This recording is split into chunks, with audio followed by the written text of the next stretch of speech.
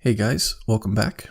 In this part of the course, we're going to start diving into some of the settings within the sections. And we're going to start off with one of the most important sections in the Power theme, a section that's probably going to be used on pretty much every version of the theme, and that is the header. So as we talked about before, the header is a static section. And if we click into it, we can see these are all the header specific sections for the Power theme.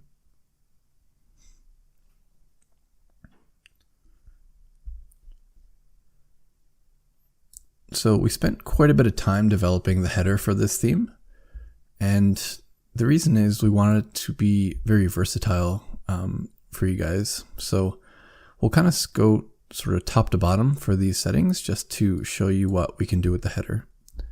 So the first thing we have here is the brand name. So right now you can see we have Awesome Sneakers Co. as a default name, but if you'd like to use a text input for your brand name, you can easily do that here. So let's go with Nike for now. Here we can adjust the font size of the text brand name and also the letter spacing of the brand name. Next, we can also change the color of the brand name. But I would say most of you are probably not going to want to use a text for your brand icon. You're probably going to want to upload a custom brand image. So that's what we can do right here. So it says override the brand name text with a custom logo. So to do that, click in here, find your custom logo, and click select. Now it's important to note that you're going to want to use a PNG with a transparent background for your logo.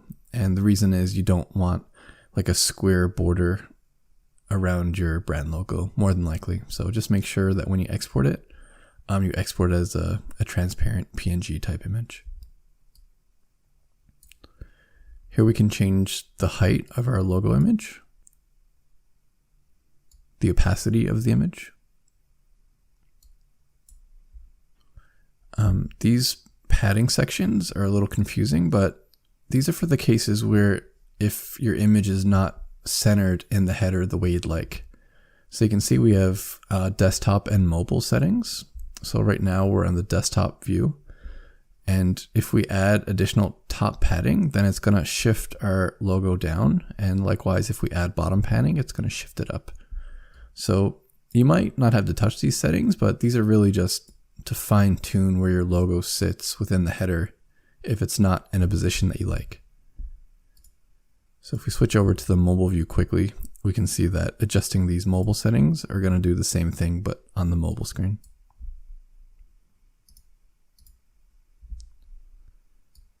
Next, we have all the color inputs, or the majority of the color inputs for the header. So the header background is the big one. Pretty self-explanatory. This will change the background color of the header. The bottom border color, so depending on the style of your website, you can choose to add a border or not. So let's just say we had a really light background color. Then we might want to choose to add a bottom border by increasing this width right here. So by default, it's a 0 width, so there's no border, but you can add width here and change the color here. This next one is for the header icons and links. So you can see right now it's all white icons, which obviously doesn't work well with this background color. So we can go ahead and change that to a darker color. And now these will show up. Notice that the logo didn't change because again, this is a custom uploaded image.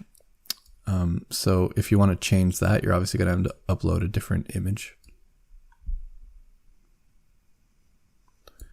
The next one is the drop-down menu background. So we actually don't have one in this example, but if you had nested items in your navigation, there would be a drop-down once you hover over it to select additional items. So this is where you would change that menu background color. And as a side note, all of these navigation menu icons are these are pulled in from your navigation menu that you set within Shopify. So you don't actually set the navigation menu here, you'll set it within the Shopify. just like any other theme. So I'm sure you guys are familiar with that already.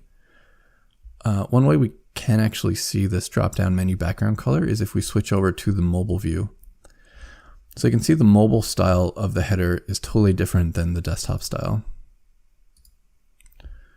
Obviously, the reason for that is we don't have room on the mobile to display our navigation like this. So it switches to this type of style. And let's just save that quickly.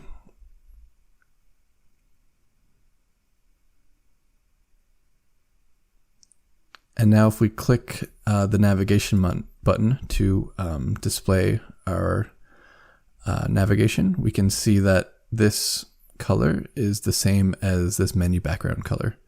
So it's obviously too dark right now, and also we have our header and icons set it to a dark color so they're not showing up. So let's just lighten this background color up here. We'll click save to update it. And now when we click in here, we'll see that this background color is changed to this color, and now we can clearly see our header icons as the dark color. Drop-down menu accents. Again, this is something that we get on the drop-downs on the desktop. So if you have nested items in your navigation, you'll get drop-downs, and then you'll have accent colors on the drop-downs. So you can change that here.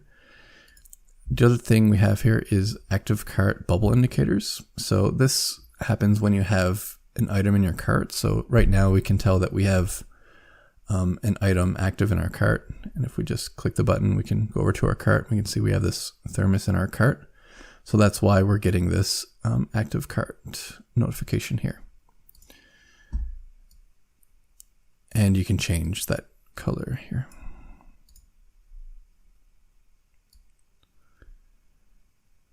This is the cart icon. So right now we have a cart. We could also change it to a bag if you prefer. These are the font sizes for the navigation items. So we could increase the font sizes and these would increase, and we could actually set desktop and mobile independently. So as you can see, if we go back to the mobile screen, click save,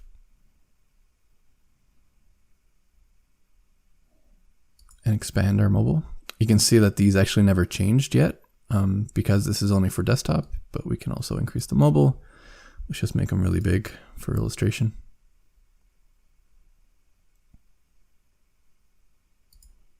And you can see they're much bigger now.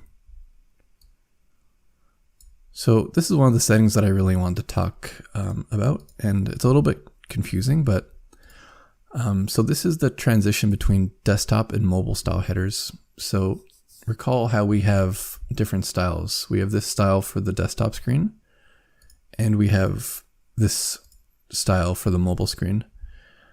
And depending on how many navigation items you have, or honestly just personal preference, you can actually set at which point your theme will transition to the desktop style header.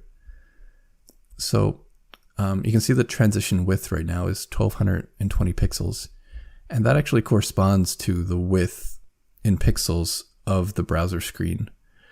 So you can see right now that the width of this browser screen is greater than 1220 pixels because it's showing this style. But if we increase that transition width all the way up to 3420 pixels, you can see that we actually switched back to this mobile header because the width of this browser is less than this many pixels.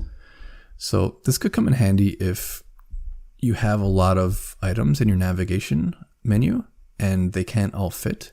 You might want to increase the width of this so they can all fit in your menu. And another reason you might want to use this is if you just like this mobile style header more than the desktop style. So you can easily set it to the maximum of 4020 pixels, and now this will effectively always show this mobile style header for pretty much any user that visits your site.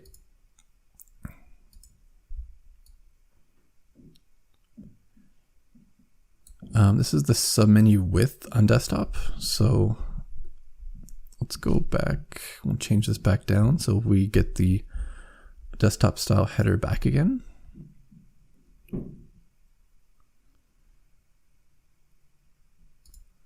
And let's actually add some navigation items just so we can illustrate this a little bit better. So if we go into our main menu here, click into our main menu, let's just temporarily add our custom landing page 2 as a submenu for our custom landing page 1, and we'll click save. Now if we come back to our customizer and refresh the page,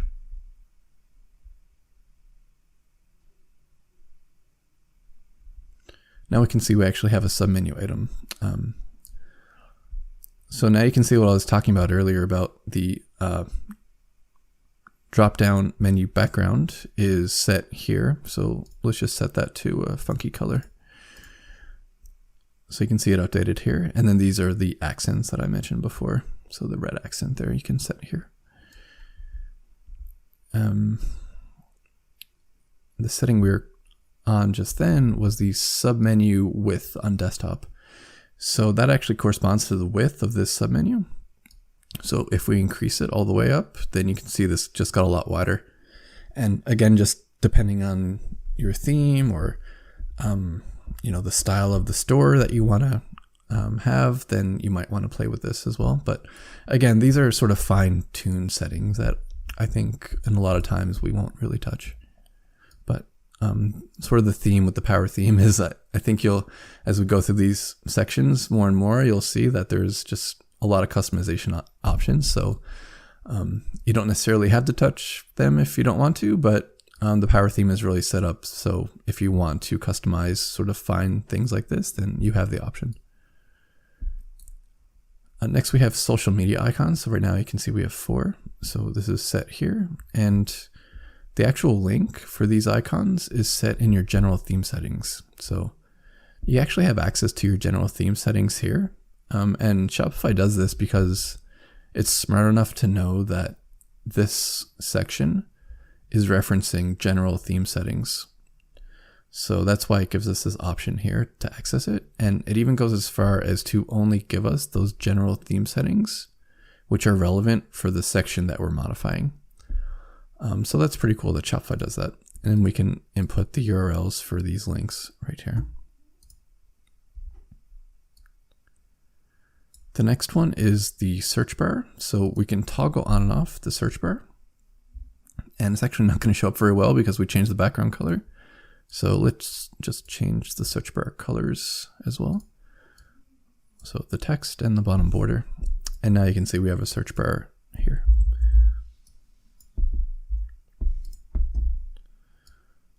The next one is the announcement bar. So this is a really useful feature, especially if you're running sales or any sort of promotions on your store. So you can hide and show the announcement bar easily here. And you also have the option to only show the announcement bar either on the home page or on all the pages of your store. Then we have the background color of the announcement bar. So you can see we have it set to this nice popping green color. This is the text. Notice that we're actually using bold tags within the text input here. So if you want to add bold elements, then you can wrap them within the B tags like this to accomplish that. This is the text color for our navigation bar here, and the font size as well. So we can make it smaller or bigger. This is the text alignment on mobile. So on desktop, by default,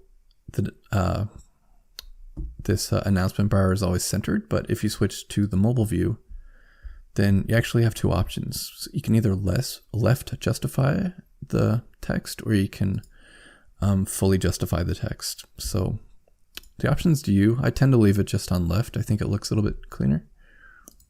But again, if you don't have this logo here, this icon here, then it might be different as well. Text vertical padding, so we can increase the padding around our text if we'd like. And the icons, this is what I just mentioned. We can turn on and off this icon right here. So if we don't want an icon there, we can just toggle it off like so. And if we go back to the desktop, you can see that we no longer have the icon. You can also change the icon here. So this is a Font Awesome code, and for those not familiar with Font Awesome, it's basically an icon library, and it's a really fantastic place to find free icons for your theme. So I'll just type an example. This is fontawesome.com, and if we type in smile, then we're going to see basically all the different icons available from Font Awesome. So then if we just click into it, we can see that this is the HTML code. So the code that we need is FAS, FA smile. So we can just literally copy that with one click, go back to our theme, paste it in here, and then we'll just get rid of this I class stuff because we don't need it here. All we need is the FAS, FA smile. And then you can see that it updated on our announcement bar. We can also make the announcement bar a link if we want, as well as changing the icon color. So if we do want to make this a link, now if someone clicks or taps on our announcement, it'll take them to the page that they want. So in our case, we might want to send them to a custom landing page that we built. So we could do that easily that way. Okay, we're almost done. Finally, the last setting is the announcement bar animation. So this is if you have maybe like a really good sale on and you want to really draw attention to your announcement. You can also add either a ongoing or a one-time animation. So let's just look at one example. Let's look at the pulse. So you can see that this is obviously a lot more eye-catching than not having an animation on there. So this is definitely going to draw some more eyes to your message here.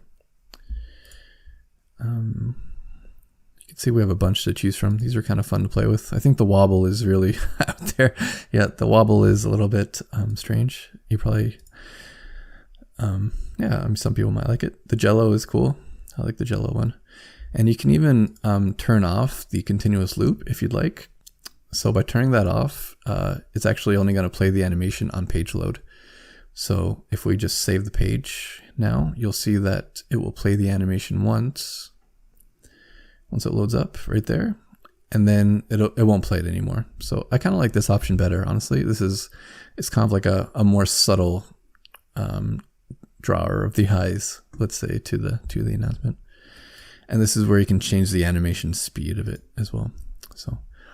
So that's it for the header. This is a huge section, I know. Thanks for sticking with me through it all. But like I said, this is a section that we really wanted to get right. And as you can see, it has a lot of different options. So it's definitely one that we're proud of here. And we hope you guys love it with your new theme. Thanks. Let's move on to the next one.